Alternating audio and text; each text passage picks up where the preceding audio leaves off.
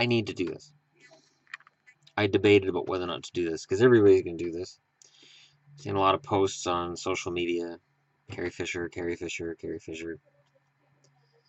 And my opinion on Carrie Fisher.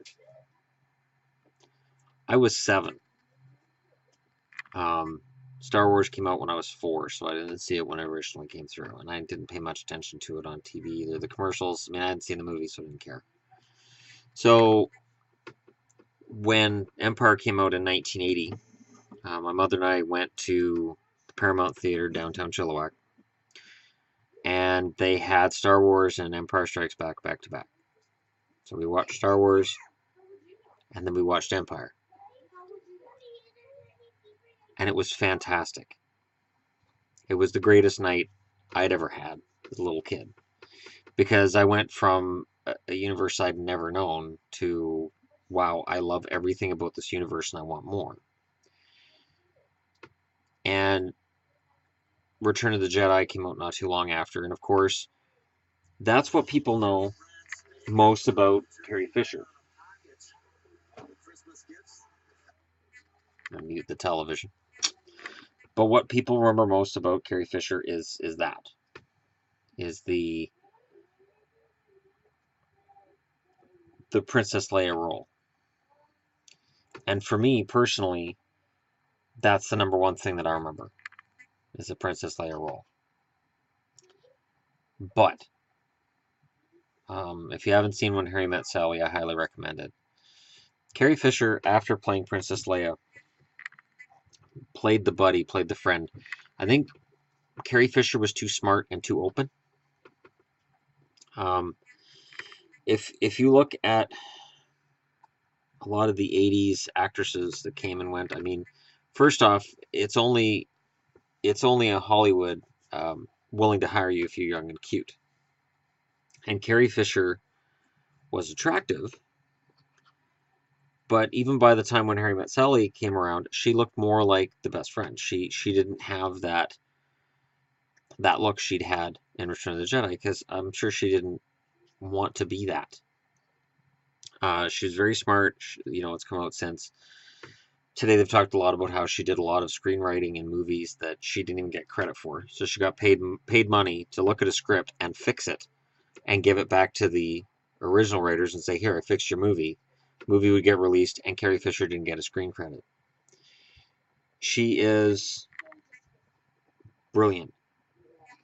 And it is a shame that I have to take she is and make it she was. For Christmas, of course, I got this. My mother got me this. And in the 1975 part of it, there's Carrie. Carrie's first movie came out in 1975 called Shampoo. Have I seen it? No. She was 19. My guess is absolutely stunning. And then in December of 1975, there's the shots of Mark Hamill up top, Harrison Ford in the middle, and Carrie Fisher on the bottom, doing their screen tests. It's also been reported a lot today that in her autobiography, she talks about how when the first movie was made, Harrison Ford and her had an affair.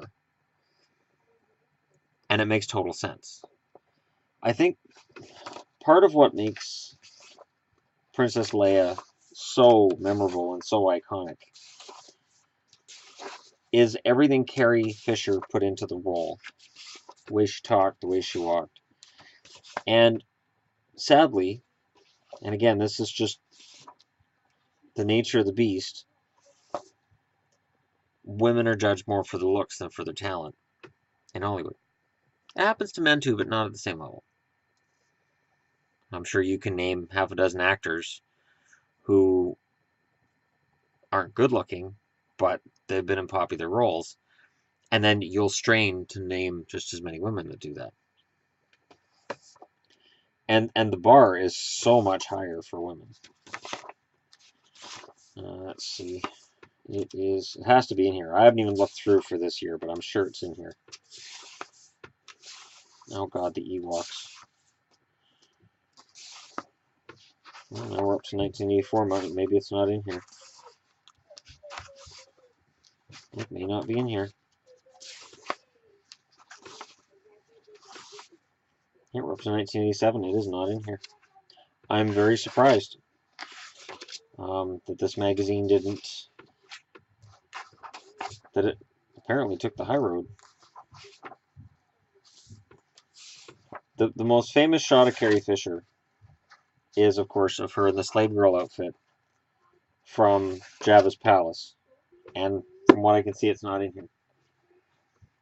When I was collecting 8x10s a year ago of attractive actresses and singers, I kept looking at Carrie Fisher, and of course it was a slave girl outfit. And I'm like, I want it, and yet I don't.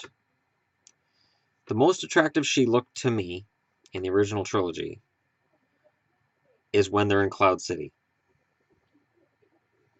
When Chewie brings 3PO in pieces, and Lando comes in, you truly belong among us here in the clouds, or however he puts it in his very cool Billy D. Williams manner.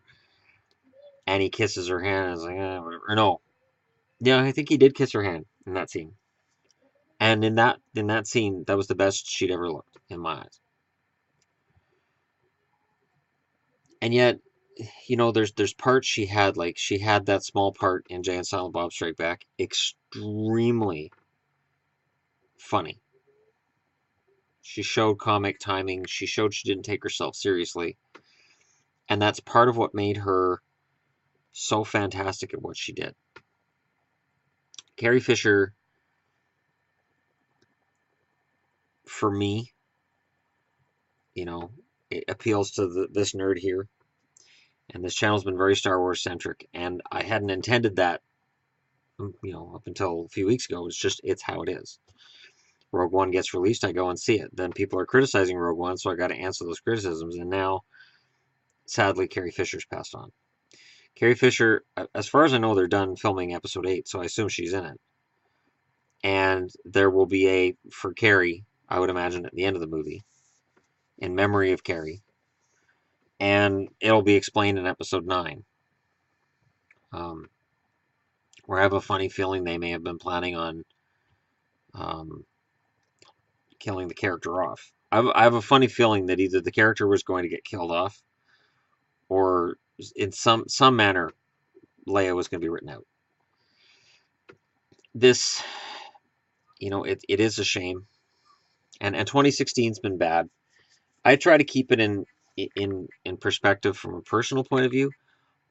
It sucks losing all these celebrities, all these very talented celebrities, but it makes me thankful for my good health and for my family and for what I have. And I appreciate having 2 YouTube channels and being able to have an audience for something like this. And did I have a crush on Princess Leia? Of course. Did the slave girl outfit, the first time I saw it, make my eyes pop out? I was a 10-year-old boy. Of course it did. My God. And, I remember looking at the outfit as a little kid and going, does she even have room for underwear with that? How does that work? She's got the cold. What the hell? Of course, now, as an adult, as a male who's old enough to understand, I'm like, of course she's wearing underwear. It's a PG-rated movie. And it's Carrie Fisher. She would have been like, I'm wearing underwear under that because I don't care what the script says. And I don't know. I'm going to seek out a lot of her work. I'm going to seek out a lot of her stuff. And I've never seen Postcards from the Edge, which is apparently autobiographical of her relationship with her mother, Debbie Reynolds. And one thing I'll say as well for Carrie is that she was born to famous parents. And I never saw her try to use that to increase her fame. She was an unknown when Star Wars came out. And when she had public battles with addiction, she never ran from it. She never lied. And that was at a time when that was part of a career suicide. That probably hurt her career. There are probably people who she would have read for that would have said, she's got that addiction problem, though. And, she doesn't look like she did in Return of the Jedi, so we're going to pass. There's this hot young thing over here we're going to hire instead. It's brutal, but she carried herself well. And when Force Awakens came out a year ago and people made comments about her physical appearance, she didn't shy away from it. She was very forthcoming, she was very open, and she shamed people who said anything. And there were a couple comments that I made that, were just easy. And after I saw what she was saying to other people, I went, wow, I'm an asshole. And I stopped. And she had the ability to make people think.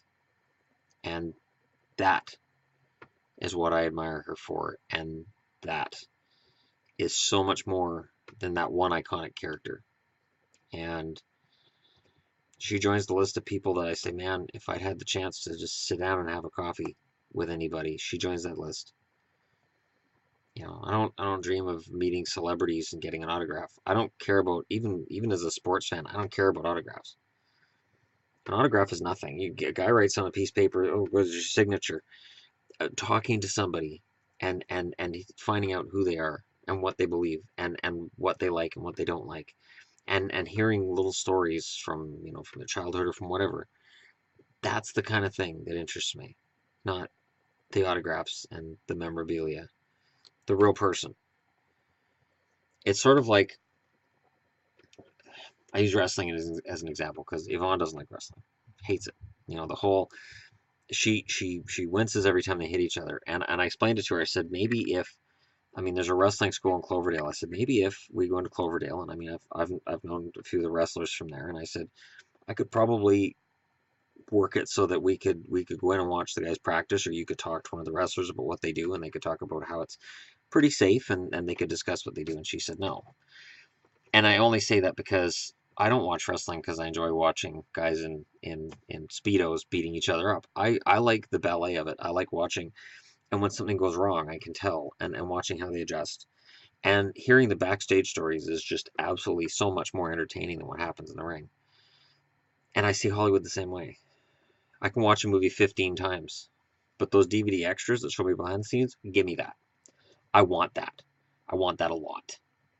That stuff is fantastic. So, that's the dream.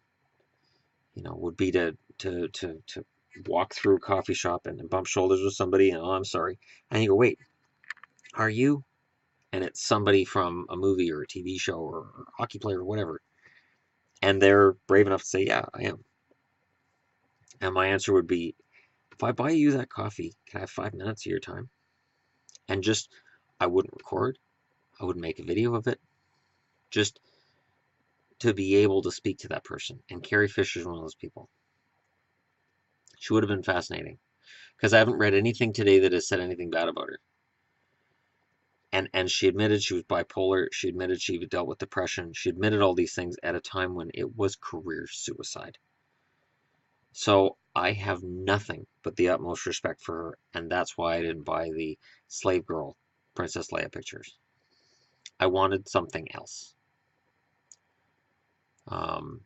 There was a picture, like a cast photo of her and Peter Mayhew in his Chewie outfit, and I think it was the two of them hugging. She had a big smile on her face, and I was going to buy that one, and I didn't.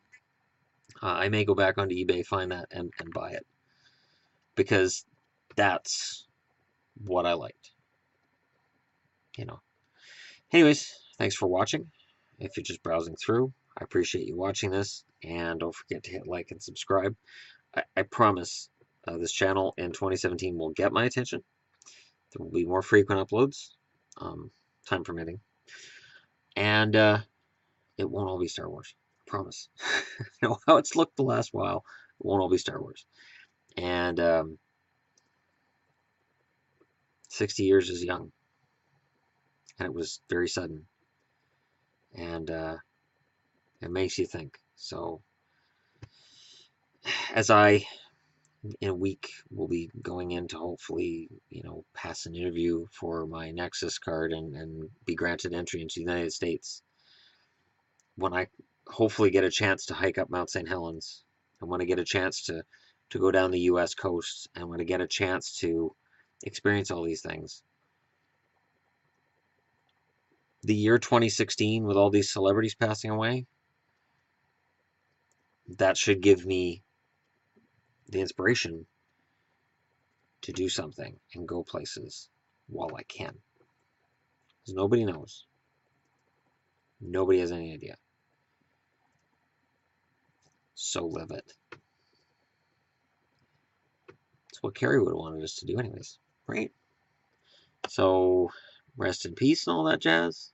And hopefully the remainder now of the episode 8, the episode 9, hopefully it does her justice. And I think it will. We'll see. Anyways, thanks for watching, and I'll talk to you all again soon.